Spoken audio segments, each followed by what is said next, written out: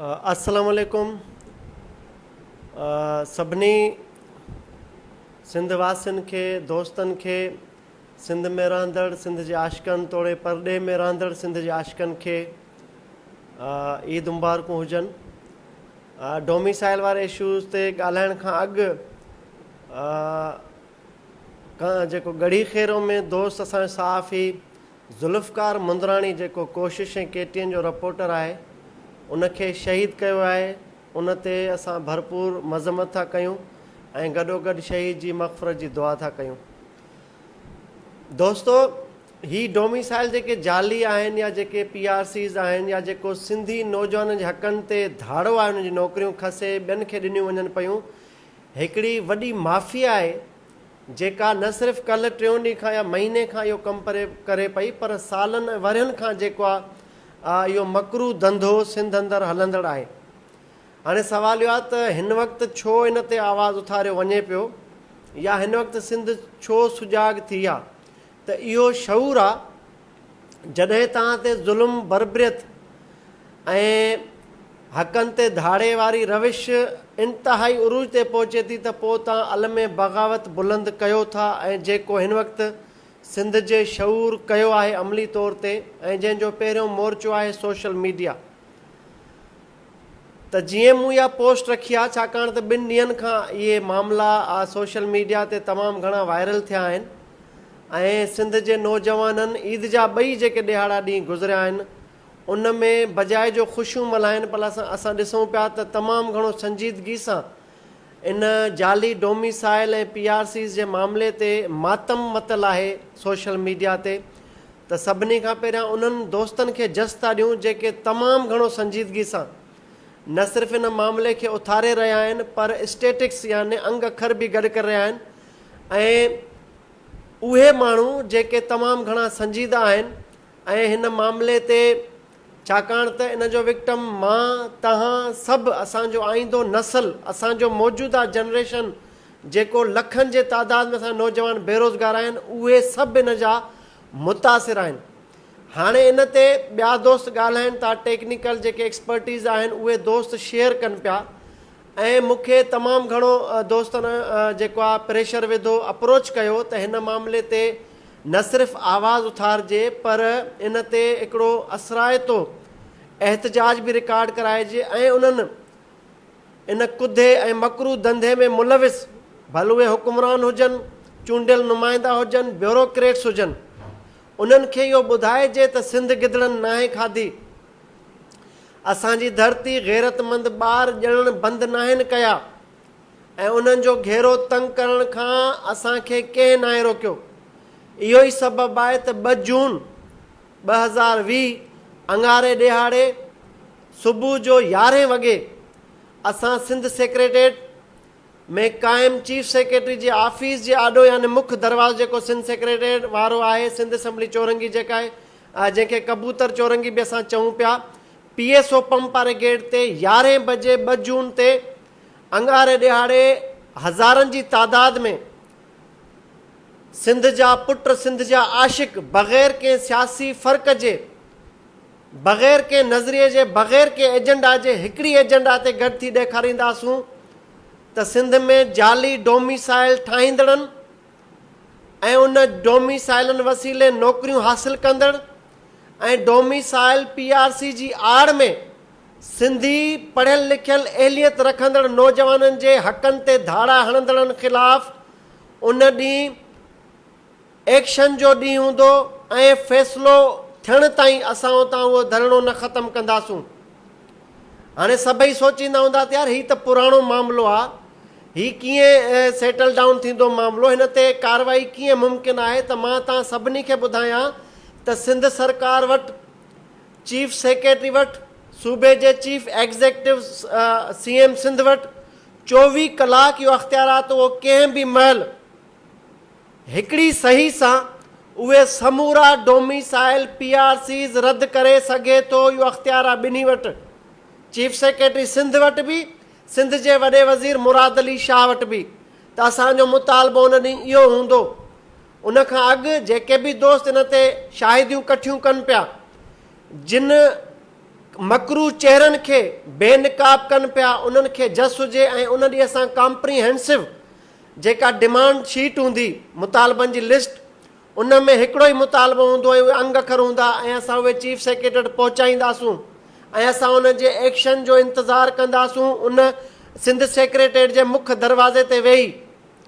हाणे सभिनी जे ज़हननि में हूंदो किरोना,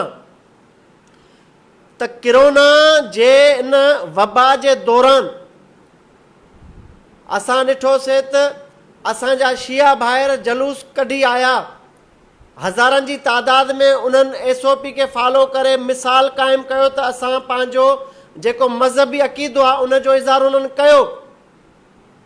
गॾोगॾु ही ईद निमाज़ ते जेको सिंध भर में वॾा वॾा इज्तिमा थिया त इहो बि हिकिड़ो मिसाल क़ाइमु थी वियो त असांजो धरणो बि उन जी कड़ी ऐं तसलसुल हूंदो त असांखे किरोना जे इन मामले खे को बि सीरियस न वठे त को असां गॾु न थी सघंदासूं। हा, प्रिकॉशन्स वठंदासूं, दोस्त उन धरणे में मास्क पाए अचनि ऐं जिन खे मास्क न हूंदा असां उते पाण फ़राहम कंदासूं। हाणे तव्हांखे करिणो छा आहे कामयाबी जे लाइ? हिकु त उहे क्लर्क, उहे मुलाज़िम सरकारी जेके पंहिंजी माउ जो सौदो था कनि, यानी धरती माउ जो सौदो करे चंद टकनि ख़ातिर अगवाननि, बंगालिन, बिहारिन, बर्मिन, तालिबाननि, धारियनि, मुख़्तलिफ़ सूबनि जे तड़ियलनि खे 3 खां 5,000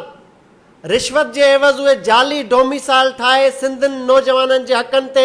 धाड़ो हणनि पिया। पहिरियां त उन्हनि जी निशानदेही थींदी, उन्हनि जी निशानदेही खां पोइ उहे जहिड़े ज़िले में जहिड़े शहर में उन्हनि जे घरनि जो घेराव थींदो ऐं असांजा नौजवान जेके शींहं पुट आहिनि, सिंध जा आशिक़ पुट नौजवान, उहे उन्हनि खे घरां गीले कढी कारो मुंहुं करे उन्हनि जे ॻीची में जूतनि जा हार पाराए उन्हनि खे शहर में गश्त कराईंदासूं। उहे ॿुधी छॾनि जेके हिन में सिधी रीति मुलविस रहिया आहिनि इन कारे कुदे धंधे में, जेके सिंध जा गदार आहिनि, उन्हनि खे को बि मुआशिरे में जीअण जो हक़ न हुजणु घुरिजे। उन्हनि जा चेहरा वाइखा करे उन्हनि खे घरां गीले कढी, तव्हां न ॾिजो हिन ते को बि FIR न थींदी सिंध जे गदारनि जी जेकॾहिं असां गीले करे ॿाहिरि कारा मुंहुं करे उन्हनि खे मुआशिरे में ॿुधायूं त सिंधी जाॻनि पिया। ऐं इन अमल सां इहा बग़ावत न आहे, इहो असांजो हिकिड़ो कावड़ जो इज़हार अंदाज़ आहे। इन ते जेका बि FIR दाख़िल थी कंहिं बि सिंध जे ज़िले में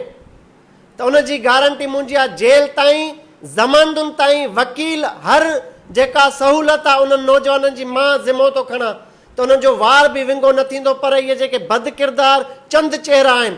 जेके सिंध माउ जो सौदो कनि पिया, उन्हनि खे असां अमली तौर ते मुआशिरे में वाइखो करे इबरत जो निशान बणाईंदासूं। त हिन जी शुरूआति सुभाणे खां थींदी। तव्हां निशानदेही कयो, अमल करणु असांजो कमु आहे। हिकु इहो, ॿियो इहो 2 जून वारे धरणे खे कामयाबु कीअं कजे, इन जो बिल्कुलु आसान तरीक़ो आहे। सिंध जी दिलि कराची में लखे सिंधी रहनि पिया। जेके बि सिंध जी दिलि कराची में सिंधी आबादियूं आहिनि, उते माण्हू अॼु खां प्रचार ऐं तबलीग शुरू कनि। इहो मुश्ताक सरकी जो मसइलो न आहे, इहो ॿिए कंहिं तंज़ीम जो मसइलो न आहे, इहो इज्तिमाही तौर ते सिंध ऐं सिंधी नौजवाननि जे आईंदे जो मसइलो आहे। इन ते बग़ैर सियासी पॉइंट स्कोरिंग जे खुदारा को माण्हुनि धरणे खे लीड न कंदुसि। तव्हां सभु उतां जा लीडर हूंदा, तव्हां सभु उतां जा पार्टिसिपेंट्स हूंदा, आवाज़ हिकिड़ी हूंदी, असां सां इंसाफ़ कयो वञे, इहे समूरा जाली डोमिसाइल रद्द कया वञनि त जेके बि सिंध सेक्रेटरी जा गैरतमंद मुलाज़िम आहिनि 2 जून ते असांजे धरणे खे जॉइन कनि। जेके बि कराची में पढ़ंदड़ शागिर्द आहिनि 2 जून ते असांजे धरणे खे जॉइन कनि। जेके बि पॉलिटिकल कौमपरस्त मज़हबी समाजी वर्कर आहिनि उन्हनि खे हथ ॿधी गुज़ारिश आहे त 2 जून ते कराची जी जेका सिंध सेक्रेटरी वारो एरिया आहे उते असांखे जॉइन कर पंहिंजे आईंदे जे बचाइण लाइ। Nurses, paramedical staff, doctors, engineer सभिनी खे गुज़ारिश कंदासूं। जज जेके अदालतनि में स्टाफ आहिनि जजनि वटि, उहे सिंध जा गैरतमंद वकील जेके उन ॾींहुं हाई कोर्ट में हूंदा, सिटी कोर्ट में हूंदा, मलीर कोर्ट में हूंदा, उन्हनि खे गुज़ारिश कबी त उहे असांजे हिन धरणे खे इज्तमाही तौर ते बग़ैर सियासी झंडे जे, बग़ैर के नज़रिए जे हिकिड़ी एजेंडा ते सिंध जे आईंदे खे बचाइण लाइ गैरज जो इज्तमाही मुज़ाहिरो कयो। मां कहिड़े खाते जो नालो खणां जंहिंमें जाली डोमिसाइलनि ते हज़ारे धारिया भर्ती थियल आहिनि, हज़ारे धारिया असांजी नौकरियुनि ते क़ाबिज़ आहिनि। असां उन्हनि जो घेरो तंग कंदासूं। माण्हुनि खे ॿुधाइणु चाहियां थो त इन पब्लिक प्रेशर सां असां अॼु ॾींहं ताईं सिंध जे विरहाङे जे अॻियां तमामु घणी ताक़तवर दीवार बणियल आहियूं। असां इन पब्लिक प्रेशर वसीले अॼु ॾींहं ताईं कालाबाग डैम जी अॾावत में दीवार, मज़बूत दीवार बणियल आहियूं ऐं इहा ई दीवार अॾण वारा आहियूं 2 जून ते कराची में। ऐं चीफ सेक्रेटरी साहब खां हिकिड़ो ई मुतालबो कंदासीं त हिकिड़ी सही सां उहे हज़ारे जाली डोमिसाइल ऐं PRCs कैंसिल करे, ऐं जॾहिं उहे डोमिसाइल ऐं PRCs कैंसिल थींदा त उहे ऑटोमेटिकली जेके बि उन जाली डोमिसाइल वसीले नौकरियूं माणे चुका आहिनि धारा, उन्हनि जूं नौकरियूं पाण मुरादो ख़तमु थी वेंदियूं। त ही तमामु घणी आसान एक्सरसाइज़ ऐं प्रैक्टिस आहे। ज़रूरत आहे असांखे इज्तमाही ॿधी जी ऐं शऊर जी। त उन ॾिहाड़े सभई जेके बि मकतब फ़िक्र जा माण्हू आहियो, जेके बि मुख़्तलिफ़ स्कूल ऑफ थॉट जा माण्हू आहियो, जेके बि ज़िंदगी जे मुख़्तलिफ़ शोबनि सां तालुक़ रखो था, तव्हांखे सिंध धरती जे थंज जो क़सम आहे त 2 जून अंगारे ॾिहाड़े सुबुह जो 11 वॻे सिंध सेक्रेटेरिएट जे मुख्य दरवाज़े PSO पंप वारी साइड ते सिंध असैम्बली जी जेका चौरंगी आहे, कबूतर चौरंगी, इन ते गॾु थी चीफ सेक्रेटरी खां मुतालबो कंदासूं त इहे जाली डोमिसाइल PRCs कैंसिल करे सिंधी नौजवान खे मेरिट ते उन्हनि जो जाइज़ हक़ नौकरियूं फराहम कयूं वञनि। त तव्हां हिन वीडियो खे वायरल कयो, तबलीग कयो। अॼु खां जेके सिंध जे मुख़्तलिफ़ ज़िलनि मां माण्हू अचणु चाहिनि था, उहे 1, 2, 3, 4 जेतिरा बि अचणु चाहिनि था उहे अचणु शुरू कनि। ऐं 2 तारीख़ ते असां हूंदासीं, असांजी मंज़िल हूंदी सिंध सेक्रेटेरिएट कराची। त असां शानदार मिसाली ॿधी जो मुज़ाहिरो करे अदीब, शाइर, दानिश्वर, सहाफ़ी, डॉक्टर्स, इंजीनियर, पुलिस वारा, ब्यूरोक्रेट्स, जेके बि दोस्त, वकील, शागिर्द इन में शरीक थींदा, असां उन जा पेर चुमंदासूं, उनखे ख़िराज पेश कंदासूं। त सिंध खे ई जागणु घुरिजे, सिंध जे नौजवान खे, सिंध जे माण्हुनि खे त ही मौक़ो वरी तव्हांखे न मिलंदो। असां उन सरकार खे प्रेशराइज़ कंदासीं, असां उन ब्यूरोक्रेसी खे अखि ॾेखारींदासूं, असां उन धारियनि खे ॿुधाईंदासूं त सिंध जागे पई, सिंध तव्हांखे कॾहिं बि बख़्श न कंदी। ऐं उहे जेके बि इन कारे मकरू धंधे में मुलविस आहिनि, उन्हनि जा मुंहुं असां जल्द कारा करे उन्हनि जो तमाशो कंदासूं त जीअं ॿियो को कॾहिं बि 4-5 हज़ार रुपया रिश्वत वठण खां अॻु धारे खे जाली डोमिसाइल जारी करण तौरु उन्हनि जी सहूलियत कारी करण खां अॻु सोचे त सिंध जो नौजवान जे घर जो घेराव करे उन जे मुंहं ते कारे मलींदो ऐं उन जे ॻिची में इन जूतनि जा हार पाराईंदो। इहो सोचे हर को त 5000 अज़ीज़ अथसि, सिंध सां मोहबत, सिंध सां सचाई अज़ीज़ अथसि, या ही नौजवान जो प्रेशर उन्हनि खे बर्दाश्त करण जी का हैसियत ऐं ताक़त आहे। त दोस्तो 2 जून अंगारे ॾिहाड़े सुबुह जो 11 लॻे सिंध सेक्रेटेरिएट जे मुख्य दरवाज़े ते धरणो लॻंदो।